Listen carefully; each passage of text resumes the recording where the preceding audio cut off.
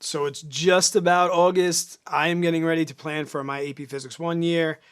If you are taking AP Physics 1 coming into the next school year, or you're thinking about self-teaching yourself AP Physics 1, you need to watch this video. I'm going to explain to you everything you need to know on both sides, especially if you're going to self-teach AP Physics 1 coming into the next school year. First off, can you self-teach AP Physics 1? Absolutely. I know I have some subscribers. There's people here. Leave in the comments if you just self-taught, especially ones that got a 5. I had so many comments after the scores just came out last week.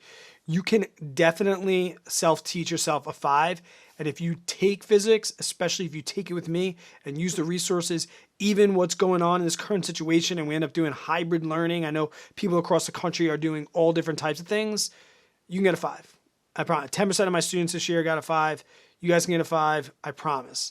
But I think I really want to talk to the people that are going to be self-teaching, because those seem to be the students that are like on the fence the most. Should I self-teach or not? Right? If you already signed up for the course, you're taking the course, right? But for those that are going to self-teach, you can definitely do it, and you can definitely be successful. Now, if you are going to self-teach it, you first and foremost need resources. And it kind of sucks that, if you self-teach, that you can't really get the resources from the AP classroom. But if you find someone that's a teacher, they might post, topics that are public from the AP classroom. So you might get some, great information that way, especially online. But I will say this, when I teach the course, I teach out of this. Now, I'm not sponsored by them. I'm just letting you know. I want you to know what I know.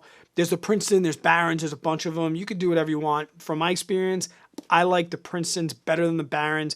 The Barron's seems to be still on track with when physics was AP Physics. It was AP Physics B. So when they separate, I think Princeton has done a better job. I'll leave the link in the description for this if you want to pick it up. I think it's like, what is it? It's under $20. You can find an older version. This is the 2020 edition. You can find an earlier edition if you want, but it's awesome. It's organized. It gives you resources, practice tests online. If you're going to self-teach, you're going to need something. If you're taking the course, you're probably going to get a textbook from your teacher or something like that. So maybe you don't need this, but I know a lot of my students picked it up anyway because they know that that's pretty much the pace that I take. I teach out of here. I get my tests out of here, things like that. So if you're going to self-teach, first and foremost, get yourself a resource. And it also helps keep you on pace and let you know what you're doing over time, because pacing is going to be very, very important. Now, I'm going to tell you how much work I think you need to put in if you are going to self-teach this. And I'll probably get some flack. People probably yell at me, especially my peers and stuff like that. But I don't think it's as much work as people tend to think. So when I teach this in class, I teach 5 40-minute periods, like 5 to 7 40-minute periods a day. So every other day I have a double period for labs and such like that. And in that time, I pretty much can get through maybe 2 topics in a week with labs and things like that. All right. Now, the videos that I put on here for each topic are between 10 and 20 minutes. So if you want to stay on the same pace as me, you have to watch 2 videos a week, which is going to be about 40 minutes, and then probably the same amount of time looking at your resources, answering questions. So I really think it's 80 minutes a week, like an hour and a half per week, if you want to stay on pace with what's going on in class. Now you say well, how do you go so slow in class? Like I said, labs, grading, exams, all these things that you don't have to do if you self-teach it. Think about when you get tutored, how much information you can learn in a 1-hour tutoring session. If you self-teach this, and especially use the resources that I'm going to give you, because I'm teaching this course again, and I started making videos a lot more frequently when we went into quarantine last year, I'm going to start doing that again. So you're going to have those resources, and pretty much, like I said, people are going to yell at me and say, you can't do this in 90 minutes a week. You can self-teach this course in 90 minutes a week. And if you're taking it in high school, you can kind of pay attention and use the other hour and a half, and I'll teach you the course. So how is AP Physics 1 different than AP Physics 2 and AP Physics C? Well, essentially, it's just the mathematical skills that you're going to need. 1 and 2, same math level. C has that calculus, sprinkled in. And the other is going to be topics, where we have AP Physics 1 is not going to include the same things as AP Physics 2. AP Physics 2, AP Physics 1 is not a prerequisite for AP Physics 2. It depends on the topics you want to take and what your school offers. My school right now does not run AP Physics 2, and that's why I don't particularly talk about it.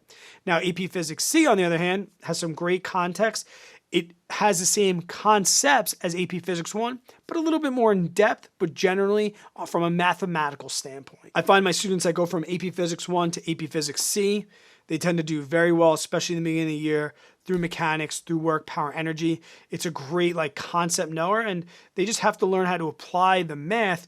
And generally what I get from my students that take AP Physics C after one is that AP Physics C, the harder math makes the physics easier. It's easier to understand, easier to conceptualize, and it's actually better physics. Like I love AP Physics C because it's like beautiful because it's the perfect blend of difficult math and difficult concepts. When you take the test in its traditional form, we know that this past year, things changed obviously, but in traditional form, there's going to be two 90-minute sections. You got the multiple choice and you got the free response. The multiple choice, 50 questions, 50% of the grade. The free response, 5 questions, 50% of the grade. The topics are going to include kinematics, dynamics, circular motion, simple harmonic motion, impulse, momentum, work, power, energy, rotation, electrostatics, DC circuits, and waves and sound. So there's going to be no thermodynamics, no optics, and just some other things sprinkled in that aren't necessarily in there.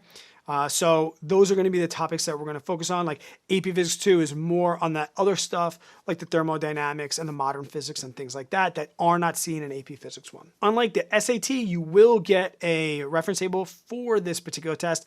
But if you talk to students that taken it, and once again, students, if you've taken this test before, please get in the comments, give some extra value so that people watching this video don't think I'm lying to them. Most of my students say they didn't even look at the reference table. Like they didn't even touch it. It's there kind of like as a safety blanket. You might look at it, especially for constants and things like that. But AP Physics 1 is super, super conceptual based. You are going to be recalling facts, principles, theories. It's not plug and chug physics. You'll do a little bit of math, but it's going to be basic. But generally, it's why do things happen? How do we change the things that are happening and how those two blend together? That's essentially AP Physics 1 in a nutshell. I think I got about 100 videos up last year from AP Physics 1, as well as the SAT in physics. I'm going to start getting them out. My summer vacation is about to end, so you'll start getting some more content. Guys, leave questions down. If you ever have any questions, you can email me. I also do tutoring on the side. I do it through Zoom. So if you ever want to do that, if you need a tutor or something like that, reach out to me. My email's down in the description below. Until I see you on the next one, guys. Stay positive, work really, really hard, be kind to other people. I'll see you on the next one.